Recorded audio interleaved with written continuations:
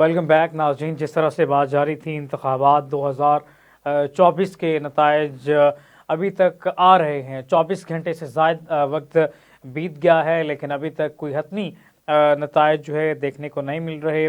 पाकिस्तान के मुख्तलिफ जो हलकों के अंदर एहतजाज का सिलसिला जारी है। बहावलपुर में तरीके इंसाफ के हमायत याफ्ता उम्मीदवार के हक में अवाम सड़कों पर है। इसी तरह से शांगला में हालात बहुत ज़्यादा ख़राब हैं।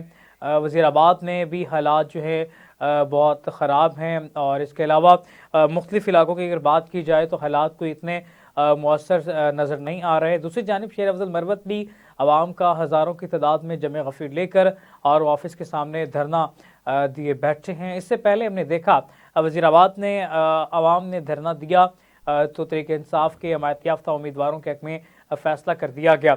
अब मियाँ नवाज शरीफ साहब 350 के ऐवान में 60 सीटें लेकर विक्ट्री स्पीच करने जा रहे हैं। और ये क्या खुला तजाद नहीं है, इस पर बात करेंगे।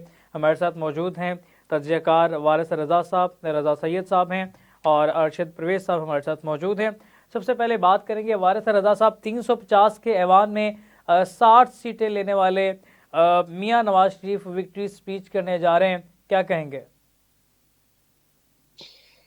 देखिए, मैंने आपसे कहा था कि नवाज शरीफ साहब अगर 110 सीटें भी ले लेते हैं तो भी मैं ये समझता हूँ कि मेरे नुक्ते नज़र से नवाज शरीफ साहब को ये जो इख्तिदार का टोकरा है वो बहुत खूबसूरती के साथ जो है वो पीटीआई के सर पर मढ़ देना चाहिए, ताकि पीटीआई जो बहुत ज्यादा जो है उनके अकीदतमंद और जो उन्होंने बनाए हैं अपने कारकुनान, गैर सियासी कारकुनान, उनको ये पता लग जाए कि कारकर्दगी क्या होती है और डिलीवरी क्या होती है।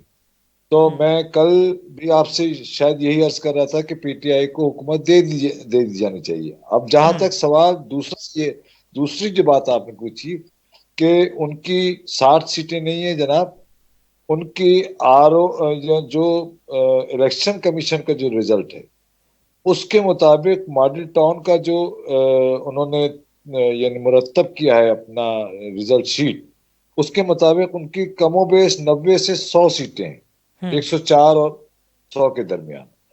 तो 104 और 100 के दरमियान अगर गिनती आप करें 350 के या 56 के ऐवान में, तो देखिए उनके पास 35 जो है ना उनको अफराद चाहिए सिर्फ। अब 35 अफराद मतलब ये कि 10 जो है ना इंडिपेंडेंट वो हैं जिनका कोई ताल्लुक पीटीआई से नहीं है, ठीक है। और बाकी जेयूआई के दो आदमी हैं, पीएमकेपी जिसको महमूद खान अचकजई की पार्टी आप कहते हैं, उनका एक आदमी है। उसके अलावा जो है ना और दीगर जमातें मिलाकर उनके 13 से 14 अफराद बनते हैं, 13 से 14 अफराद बनते हैं। तो ये हो गए तकरीबन 115 120 तक। 120 तक जब फिगर जाती है, 120 तक फिगर जाती है तो रह जाते हैं आपके पास 10 से 15।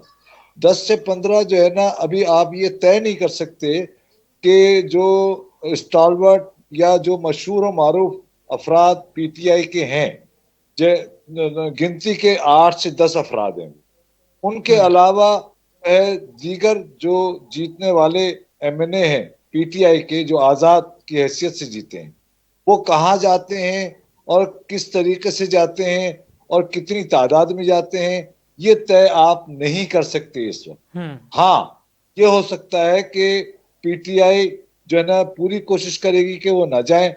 नून लीग या जो भी गवर्नमेंट फॉर्म करने जा रहा है या यानी पीपुल्स पार्टी, वो ये कोशिश कर सकती है कि उनको किसी न किसी तरीके से अपनी तरफ लाकर और हुकूमत फॉर्म कर दी जाए। तो मैं ये समझता हूँ कि 256 के ऐवान में ये सादा अक्सरियत हासिल करना उनके लिए मुश्किल नहीं है। अब आ जाइए दूसरी तरफ के, इसके साथ साथ जब सादा अक्सरियत आ जाती है तो उसी एतबार से, उसी अददी एतबार से आपकी मखसूस सीटें होती हैं। मखसूस सीटें जाकर जो है ना वो तकरीबन 56 57 सीटें बनती हैं। तो वो 172 की तादाद को पूरा कर देती है। तो ये जो उनकी कैलकुलेशन है, उनकी कैलकुलेशन, यानी मुस्लिम लीग नून की कैलकुलेशन की बात कर रहा हूं, ठीक है ना। तो उनकी कैलकुलेशन ये है। अब मेरा अपना नुक्ता नजर ये है कि इस कैलकुलेशन पर उनको, हाँ, 8 सीटें एमक्यूएम के भी हैं, वो उनके अलाई हैं, ये जहन में रखिएगा। एमक्यूएम उनका अलाई है, अलाई पार्टनर है, और जीवीआई उनकी अलाई है। तो ये सारी सीटें मिलाकर उनकी बनती है 180 से 190। तो 172 का तो वो क्रॉस कर जाएंगे। अब बात यह है कि क्या वो 172 के बाद जो अभी आप जो है, जो वजीराबाद की या चंद और जगह की जो सूरत हाल बता रहे हैं, अगर यही सियासत है, अगर यही सियासत है, तो ये तो अजीब एक मजाक है। मुझे बताइए उस्मा साहब कि आप जीत जाएं तो धांधली नहीं है, आप हार जाएं तो धांधली है। ये अजीब मजाक है भाई पीटीआई का। यानी मैं जीत रहा हूं तो जनाब अपनी कारकर्दगी पर जीत रहा हूं, लोगों की मेरे मेरे साथ हिमायत है, लेकिन मैं हार जाऊं लेकिन तो वारिस जनाब। साहब, ग्राउंड की रियलिटी को देखा जाए तो पाकिस्तान तरीके इंसाफ की पोजीशन बड़ी है। लेकिन मैं सिर्फ पाकिस्तान तरीके इंसाफ की बात नहीं करूंगा। यहाँ पे जमात इस्लामी ये दावा कर रही है कि धांधली हुई है। यहाँ पे मौलाना फजल रहमान खुद ग्राउंड से बाहर हैं, और तरीके लबैक ने अभी मुल्क भर से कारकुनान को मरकज पहुंचने की हिदायत कर दी है। वो भी अभी कुछ ही देर तक, मतलब 3 मिनट बाद वो भी प्रेस कॉन्फ्रेंस कर रहे हैं। उनका भी लाएमल बड़ा सख्त है। तो ये तो सिर्फ तरीके इंसाफ का अकेले का तो बयानिया नहीं ना। हाँ, तो मैं तो यही तो कल से कह रहा हूँ उसामा, आप मैंने कल भी ये बात कही। तो ये तो बहुत अच्छी हिकमत अमली होगी, सियासी हिकमत अमली नून लीग की, अगर वो मुझसे मशवरा लें कि इनको इख्तिदार का टोकरा इनको दे दें, ताकि जो जो इन्होंने ये सियासत में गंद जो शुरू की है, ये धरनों की गंद और तहरीक चलाने की गंद, ये मुजाहरे करने की गंद, तो वो इस सारे गंद का टोकरा उनके ऊपर रख दे। वो ये बहुत अच्छा तरीका है कि ताकि ये इस सारे मामलात से वो खुद निपटे। मैं तो यही कह रहा हूं, कल से ये बात कह रहा हूं मैं आपसे। मैं तो ये समझता हूं कि सियासी हिकमत अमली का तकाजा ये है कि नून लीग इस वक्त इख्तिदार में न आए, बेहतरीन अपोजिशन करे, और कोई वो बिल जो कि गैर आईनी तौर से। ठीक है।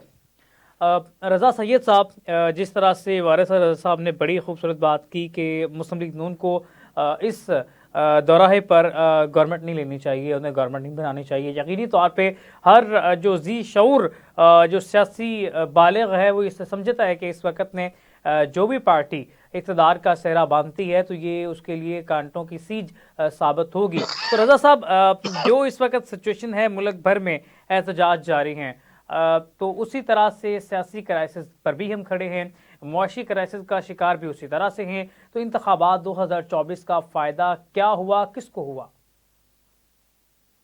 जी बहुत शुक्रिया। अभी तक जो नताइज सामने आए हैं, 265 जनरल नशिस्तों के ऊपर इलेक्शन हुआ है। मैं करेक्शन करूंगा क्योंकि अभी इब्तदाई गुफ्तगू में 360 की बात हो रही थी।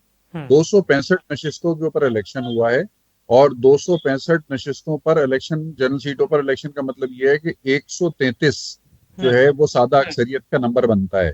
अगर कोई एक जमात इनफरादी तौर पर 133 सीटें ले जाती तो वो सादा अक्सरियत की दावेदार हो सकती थी। क्योंकि ऐसा नहीं हुआ, तो अब यकीनी तौर पर 133 का नंबर जो है वो किसी इश्तराकी अमल के तहत ही बनेगा। जिसके पास भी बनेगा इश्तराकी अमल के तहत बनेगा। आज़ाद उम्मीदवार के तौर पे जो सबसे बड़ा तादाद है, जो कि यकीनी तौर पर पाकिस्तान तहरीक इंसाफ के हिमायती याफ्ता उम्मीदवारान हैं, मैं समझता हूं कि उनको इस बात से कतई नज़र कि उनकी सियासी जमात और उनका इंतखाबी निशान उनके पास नहीं है, उनको फर्स्ट राइट ऑफ रिफ्यूज़ल मिलना चाहिए। यानी उनको दावत देनी चाहिए सदर पाकिस्तान की जानिब